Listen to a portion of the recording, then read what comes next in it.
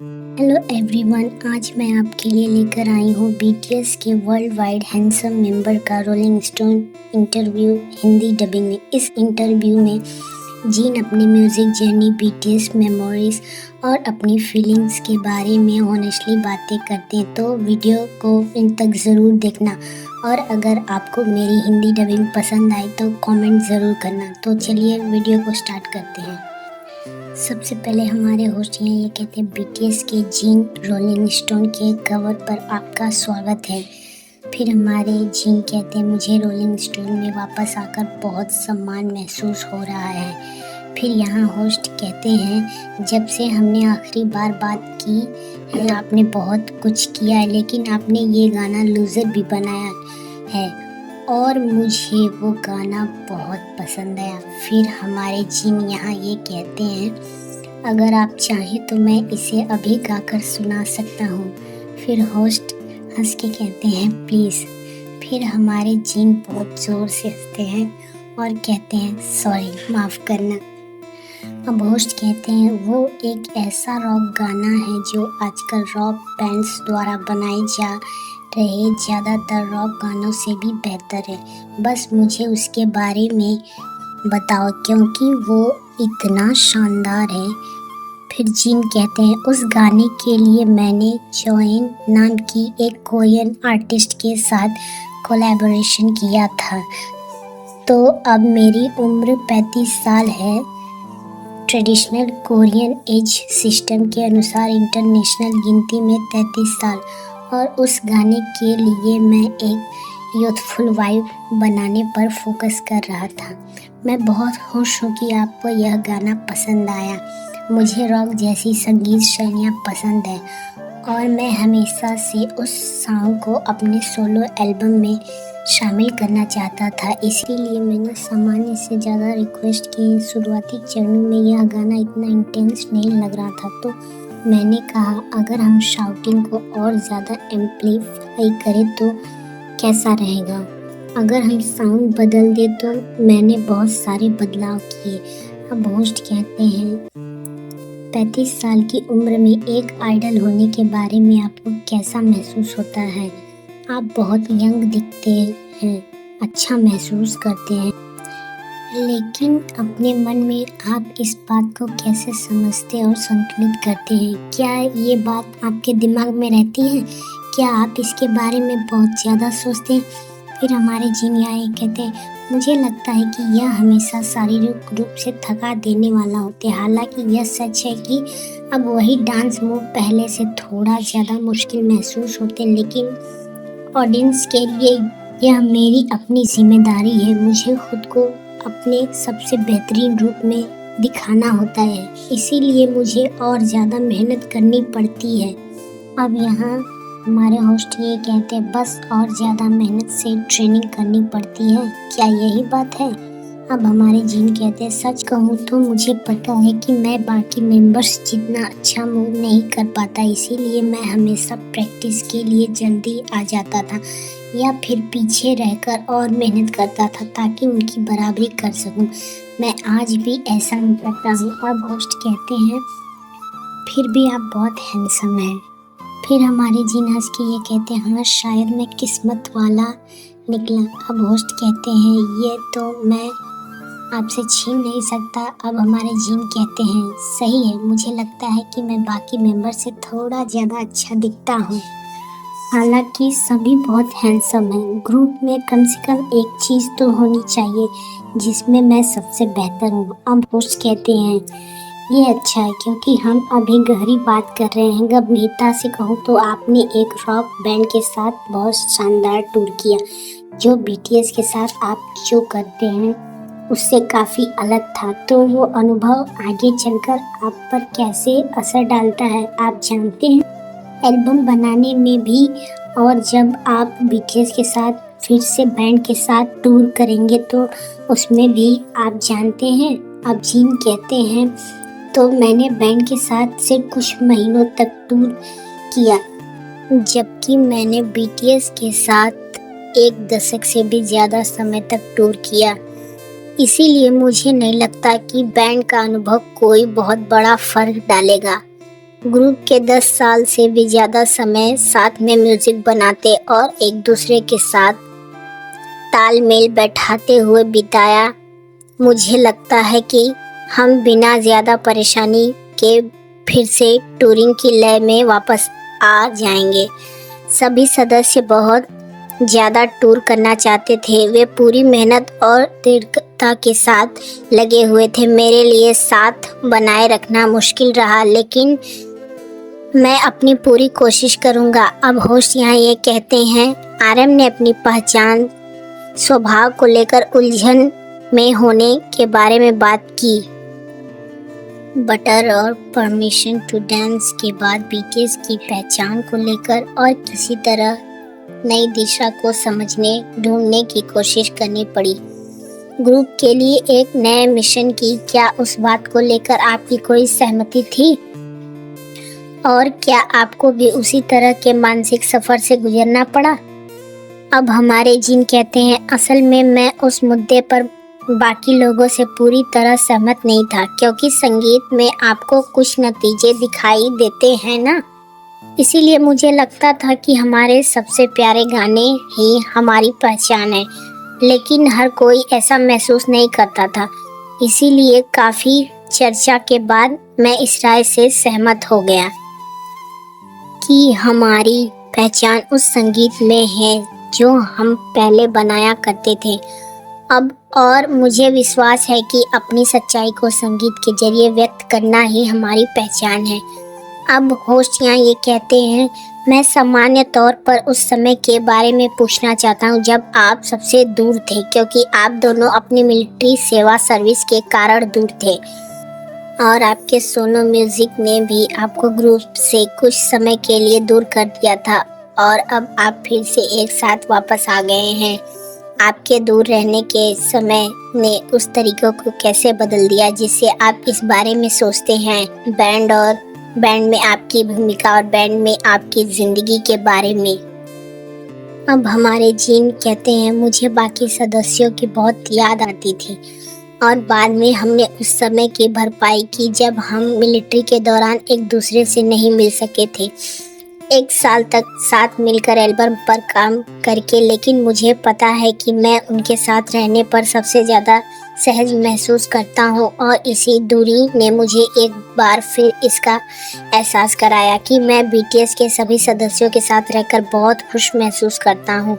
अब होस्ट कहते हैं, मुझे ऐसा लगता है, मुझे पता है कि आपने इस एल्बम के लिए लगभग 100 गाने रिकॉर्ड किए थे और मुझे लगता है कि आपके बहुत सारे राइटिंग क्रेडिट्स उन गानों पर भी होंगे जो एल्बम में शामिल नहीं हो पाए। मैं उन गानों के बारे में जानना चाहता हूँ और शायद आप बता सकते हैं कि वे कैसे थे।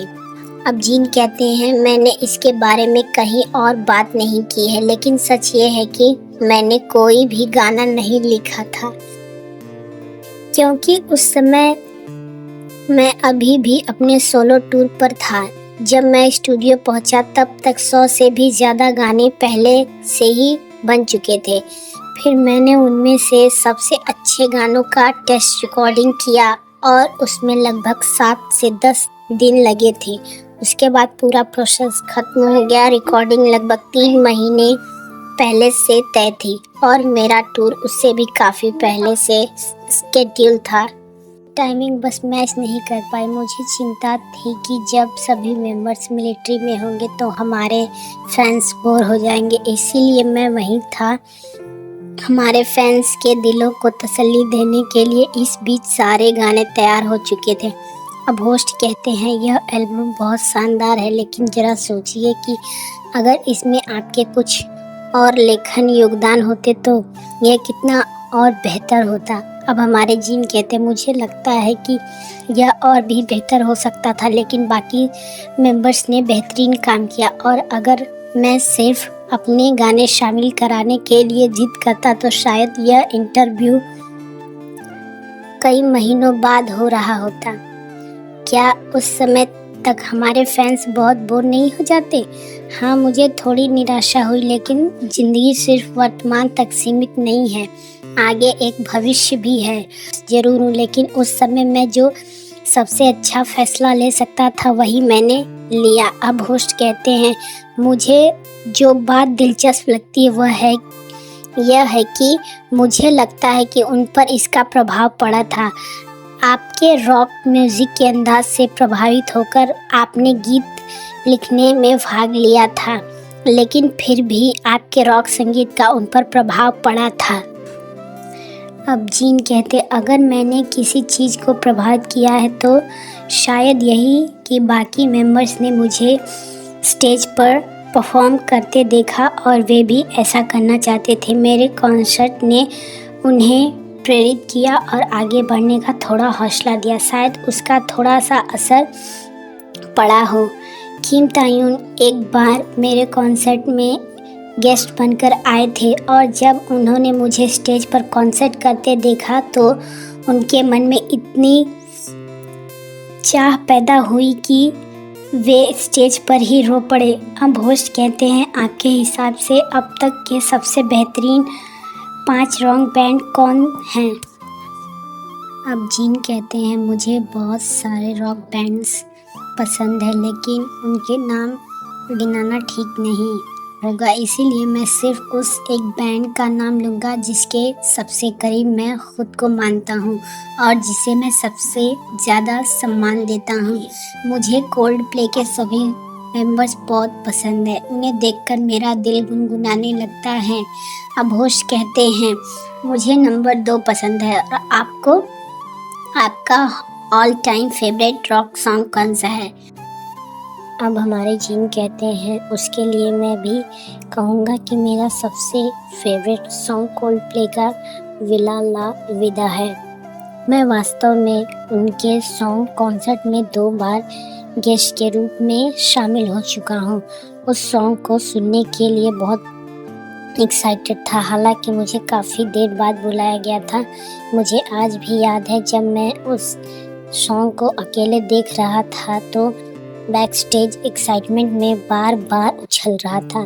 जब भी मैं उस स्टेज को देखता हूँ मेरा दिल जोरों से धड़कने लगता है। उसमें ऐसी भावनात्मक ताकत है जो मुझे गहराई से प्रभावित करती है।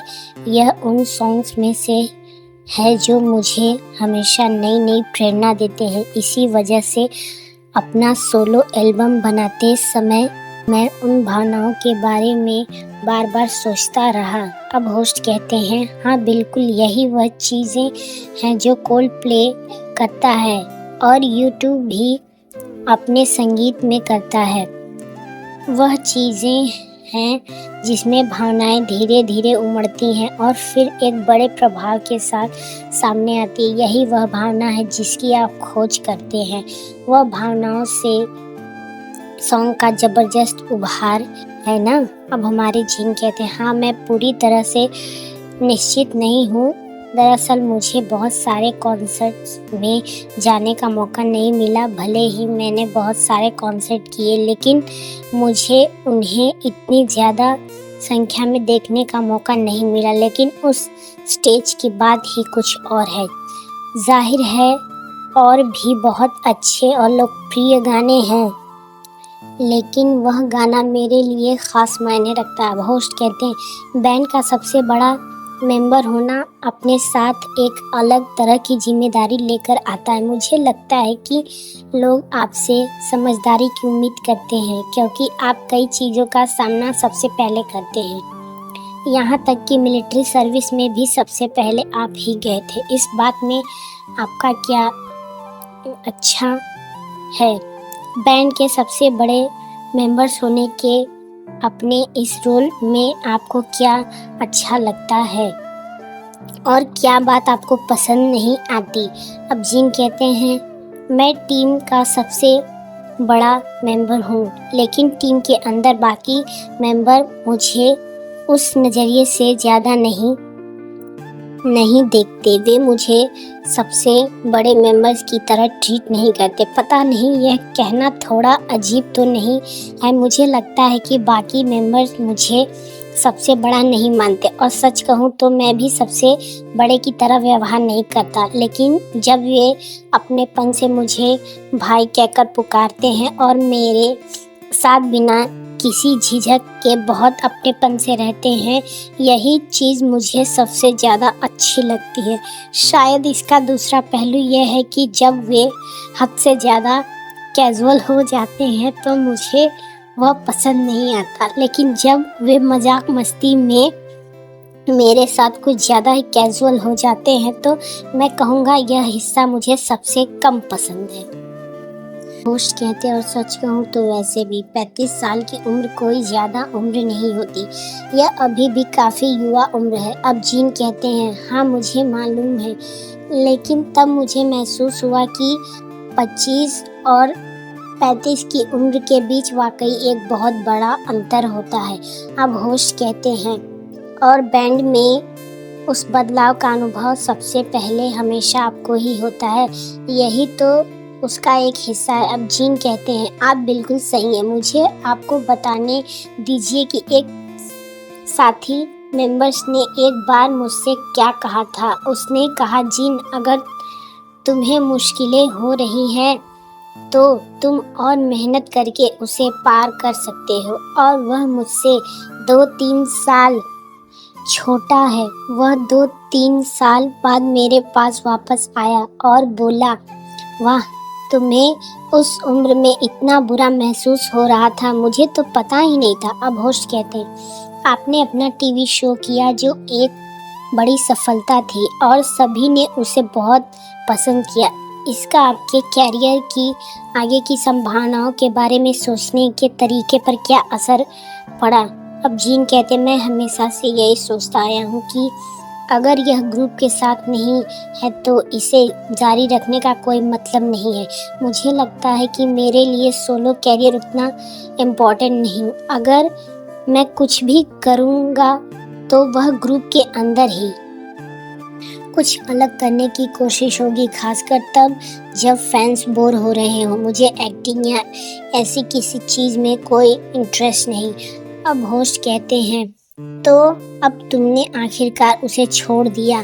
यह वह बात हमेशा से कहीं न कहीं हवा में तैरती हुई सी थी। अब जीन कहते हैं, मैंने कई सालों से सच में उस भावनाओं के बारे में सोचना ही बंद कर दिया है।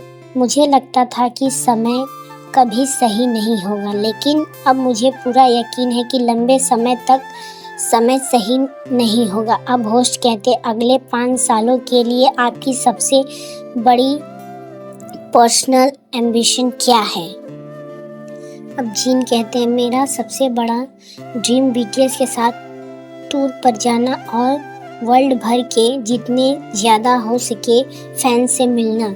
लेकिन जब हमने पहली बार अपने टूर की योजना बनाई तो उसमें बहुत ज़्यादा स्टेप्स नहीं थे और वह सिर्फ लगभग 3 से 4 महीने तक ही चलने वाला था। मैंने कहा कि अब जब हम वापस आ गए हैं तो हमने बहुत से लोगों से वादा किया था कि हम उनसे मिलने आएंगे, और मुझे लगता है कि ऐसा न कर पाना हमारे वादे को तोड़ने जैसा है। मैं इस टूर को इस तरह से फिर से व्यवस्थित करना चाहता हूँ कि हम इससे अधिक सिटीज़ में जा सके और ज़्यादा लोगों से मिल सके। इसी तरह हम अपने लास्ट टूर स्केड्यूल तक पहुँचे।